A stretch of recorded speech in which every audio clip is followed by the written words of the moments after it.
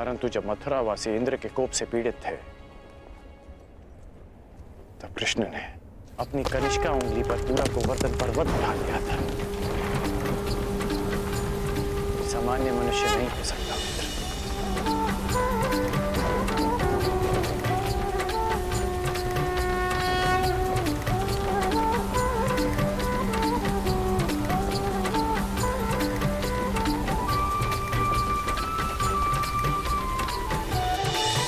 और कालिया मर्दन, क्या यह भी भ्रामक प्रचार लग रहा है?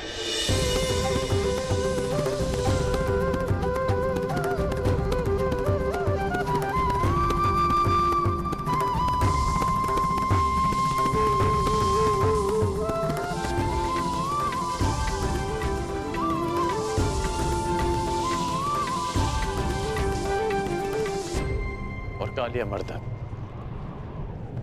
क्या वो भी एक असत्य प्रचार था मित्र?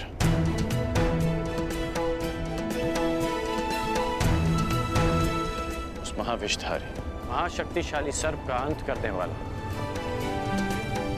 एक सामान्य मनुष्य नहीं हो सकता मित्र। इंद्र को परास्त कर देने से कोई ईश्वर नहीं बन जाता मित्र।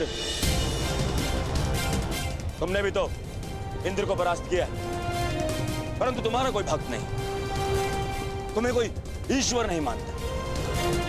उल्टा बचपन से लेकर रंगभूमि तक तुम्हें तो संघर्ष करना पड़ा है। और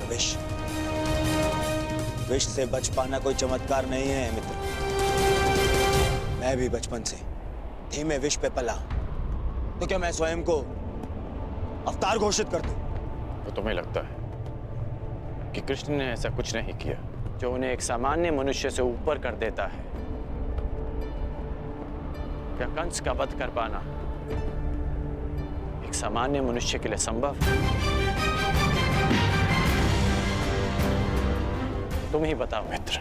हाँ, ये मैं मानता हूं। एक ग्वाले के लिए कंस वध करना बड़ी उपलब्धि, परंतु इसे हम एक ग्वाले की शक्ति कह सकते हैं, कोई ईश्वरी चमत्कार नहीं। तुम तो कृष्ण की हर उपलब्धि पर प्रश्न उठा रहे हो मित्र। हाँ, क्योंकि वो एक छलिया है, छल करने वाला, माया करने वाला, और कुछ नहीं। छलिया कहो या माया भी, परंतु उन्होंने जो किया अपने लोगों के शुभ के लिए, अपने लोगों के उत्थान के लिए किया। मेरी तो बचपन की इच्छा थी कि मेरी उनसे भेंट हो।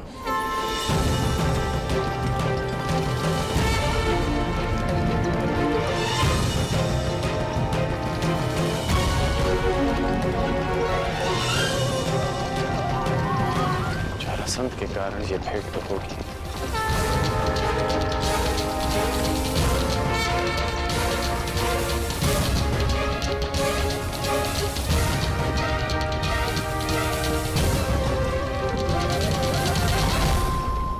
परंतु युद्ध क्षेत्र में इसकी मैंने कभी कल्पना नहीं की थी। मित्र, मत भूलो कि तुम्हें अपने वचन के लिए उस कृष्ण से युद्ध करना है, और अपने शत्रु से इतना प्रभावित होना विजय का लक्षण नहीं है। वो मायावी है, तुम्हारे भ्रम को तुम्हारे विरुद्ध अस्त्र बनाकर तुम्हें पराजित कर सकता है।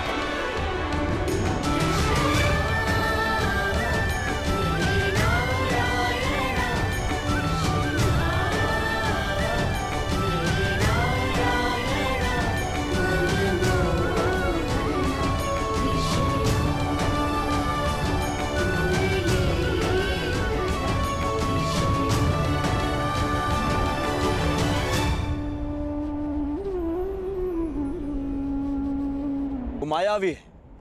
वो जहां अपने पांव रखे वहां सब कुछ परिवर्तित हो जाता है।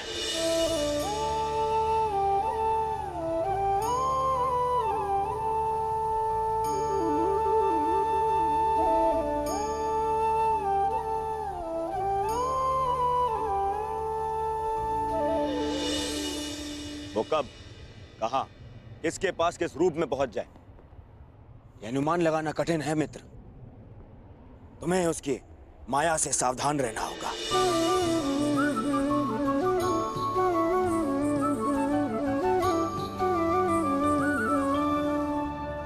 जिनकी प्रशंसा करते आया,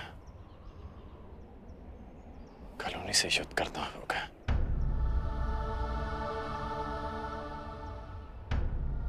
समझ नहीं आता कि क्या करूं। कर्म मनुष्य के मार्ग चुनने से निश्चित होता है अंगराज।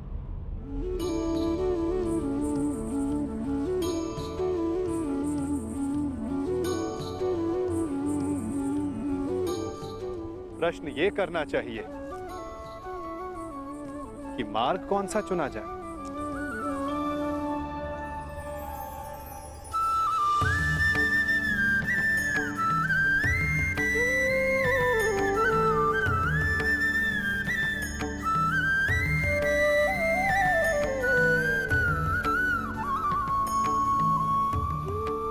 क्योंकि लक्ष्य उत्तम होने पर भी यदि मार्ग अनुचित हो तो लक्ष्य प्राप्ति असंभव है।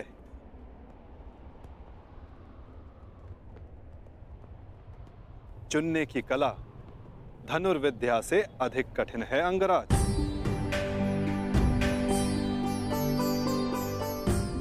जैसे एक महान योद्धा उचित मार्ग नहीं चुनता तो अनुचित मार्ग उसे चुन लेता है और महान से सामान्य बना देता है।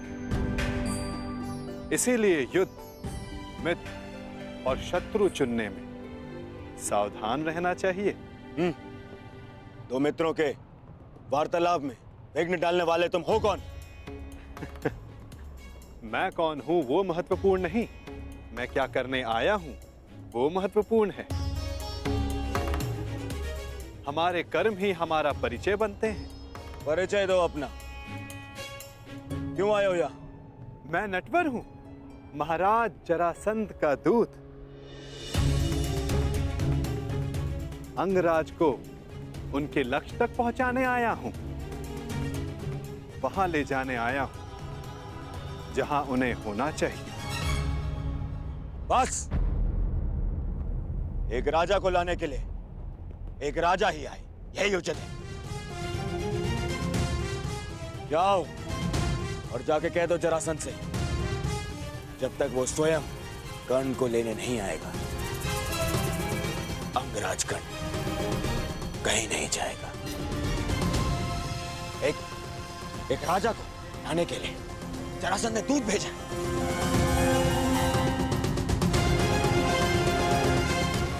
ये नियम के विरुद्ध है।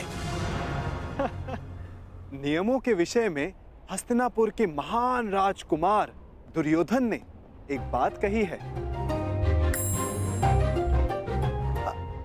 क्या वो बात आपने नहीं सुनी? क्यों? क्या कहा है कुमार दुर्योधन? यही कि नियम वो बनाते हैं जो शासन करते हैं और उनको अपने बनाए हुए नियमों को पालन करने का बंधन नहीं होता। जिस तरह एक नदी अपना मार्ग चुनने से पूर्व किसी से पूछती नहीं, उसी तरह एक शासक अपने बनाए हुए नियमों को बदल सकता है। अब आप ही बताइए महोदय, क्या राजकुमार दुर्योधन ने कुछ अनुचित कहा?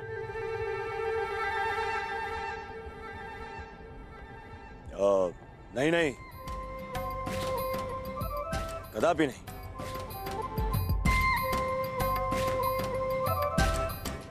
दूत का कार्य है संदेश देना अंगराज, परंतु फिर से कहूंगा, चयन करने का उत्तरदायित्व तो आपका है। आप मेरे साथ आना चुनते हैं या नहीं, ये तो आप पर निर्भर करता है। कर्ण ने यदि कुछ चुना है तो केवल अपने वचन का पालन करना है। मैं तुम्हारे साथ आऊंगा दूत। अहो भाग्य, मैं भी यही चाहता था कि आप मेरे साथ आएं।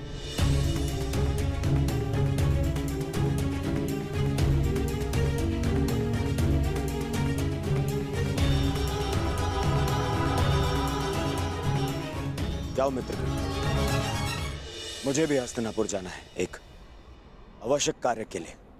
एक उक्ति आपके लिए भी है राजकुमार।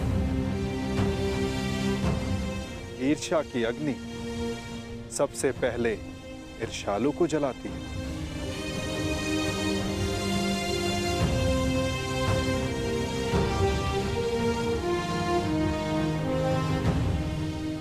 क्या कहा तुमने? बस एक महान पुरुष की उक्ति स्मरण हो आई, सो कह दी। वैसे ये उक्ति राजकुमार दुर्योधन की नहीं है, पर हां, है उन्हीं के लिए।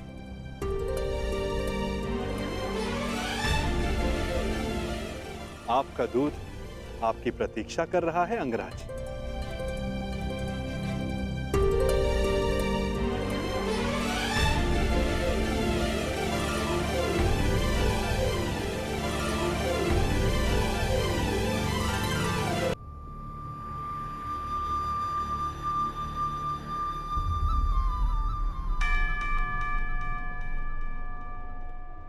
आपको लक्ष्य तक ले जाने का कर्तव्य मेरा है अंगराज, इसलिए रथ के अश्वों को किस दिशा में लेकर जाना है वो मेरे हाथों में। मैं अपना रथ स्वयं चलाना जानता हूं। जानता हूं, परंतु आज आपका सारथी बनने का अधिकार मेरा है। हां, अगली बार मैं ऐसा कर पाऊंगा या नहीं, ये निर्णय तो आपका कर्म और आपका चुनाव करेगा अंगराज।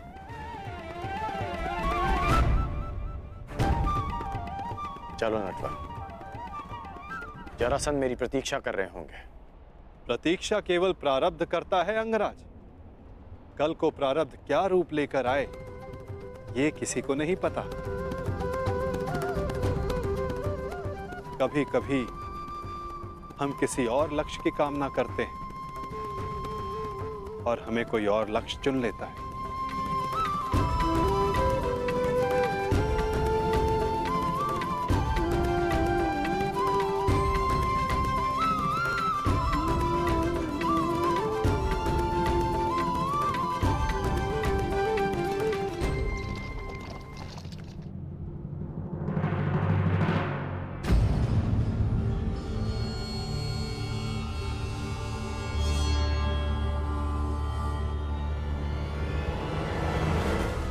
मुझे देख के यूं आश्चर्यचकित ना हो कुमार दुर्योधन।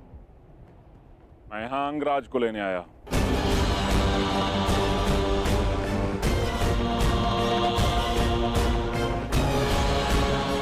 परंतु अभी अभी आपका दूत कर्ण को अपने साथ में लेकर गया। दूत? परंतु मैंने तो कोई दूत नहीं भेजा। एक राजा को स्वयं राजा लेने आएगा, यही नियम है। नहीं भेजा? फिर वो कौन था जो कर्ण को ले गया?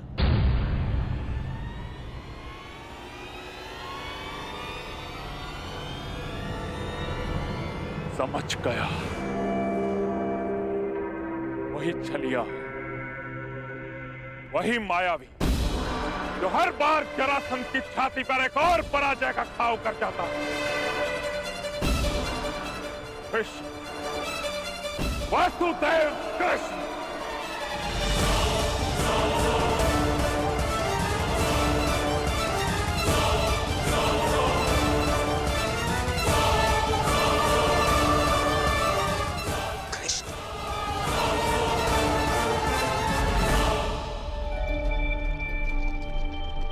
बहुत अच्छी बात कही तुमने कि यदि उचित मार्ग ना चुनो तो अनुचित मार्ग हमें चुन लेता है। किसने कही हैं ये पंक्तियां? अंगराज प्यासा नदी का मीठा पानी पीता है, उसके उद्गम की खोज नहीं करता। भूखा मीठा फल खाता है, वो फल किस पेड़ पर था उस पर शोध नहीं करता। ठीक उसी प्रकार किसने क्या कहा है वो महत्वपूर्ण नहीं। महत्वपूर्ण कुछ है तो ये कि कही गई बात समझ में आई या नहीं। किसने कहा है उसे ढूंढने निकलोगे तो समझ नहीं आएगा कि क्या करना है। समझ गए ना?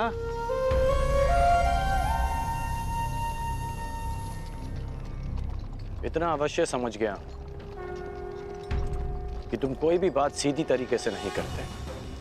दूत हूं, मार्गदर्शक हूं, और जीवन का मार्ग कभी सीधा नहीं चलता।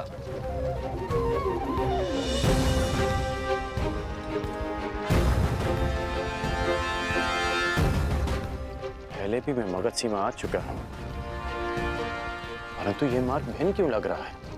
निसंदेह आपकी यात्रा इस युग की सबसे रोचक यात्रा होगी अंगराज। इसीलिए इस यात्रा में आपका सहयात्री बनना चुना है मैंने।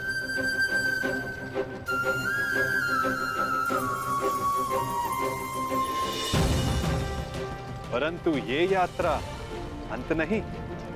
इस यात्रा के पश्चात जीवन का नया मार्ग मिलेगा। अब देखना यह है अंगराज कि आप कौन सा मार्ग चुनते हो।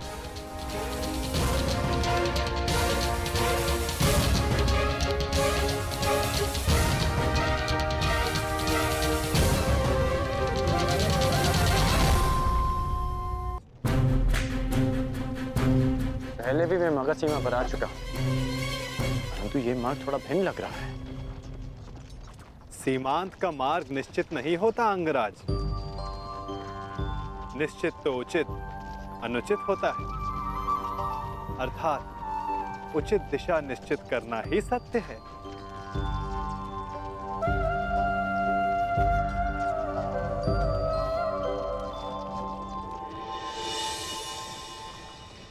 मन की शुद्धि के लिए आवश्यक है कि उत्सुकता के वेग को रोका ना जाए। प्रश्न नहीं करोगे तो उत्तर कैसे पाओगे? तुम्हें कैसे पता कि मैं कुछ पूछना चाहता हूं? एक माता को कैसे पता होता है कि आज उसके बालक को क्या खाना है? एक ढाल को कैसे पता होता है कि तलवार किस ओर से आनी है? ये मन की भाषा है अंगराज। अपना मन सचेत हो तो दूसरे का मन पढ़ना कठिन नहीं। तो तुम मन की बातें भी पढ़ लेते हो? अवश्य। सारथी जो हूं, रथी का मार्ग प्रदर्शन करने के लिए उसका मन पढ़ने की कला एक सारथी को अवश्य आनी चाहिए।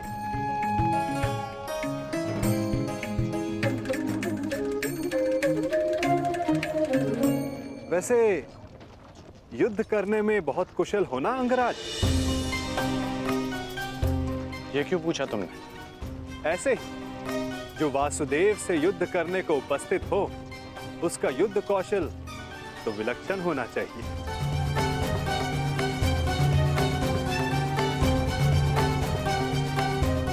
तुम्हें कैसे पता कि मैं वासुदेव से युद्ध करने जा रहा हूं? जरासंध ने बताया?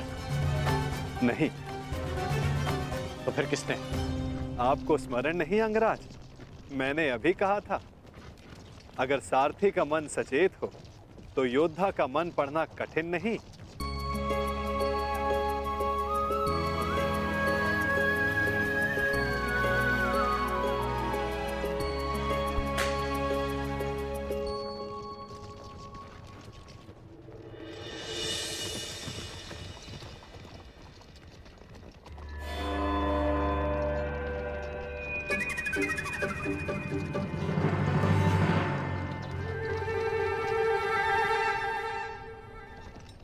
सारथी, और तीव्र और तेज चलाओ।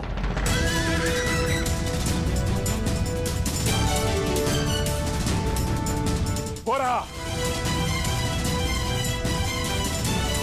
और तीव्र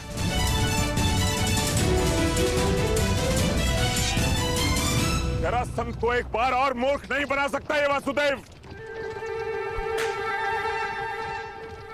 और तीव्र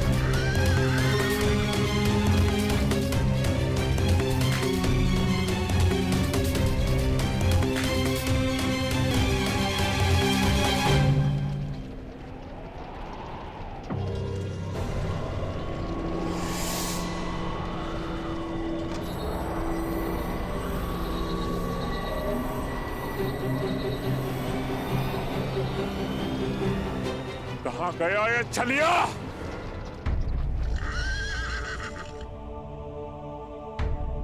अब ये रथ क्यों रोक दिया?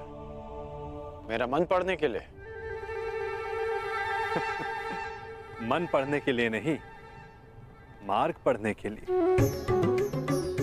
यदि लक्ष्य तक की यात्रा लंबी हो तो बीच बीच में रुककर मार्ग जांच लेना चाहिए, भाप लेना चाहिए कि कहां के लिए निकले थे, कहां तक पहुंचे हैं और कहां जा रहे हैं, और ये यात्रा आवश्यक है या नहीं।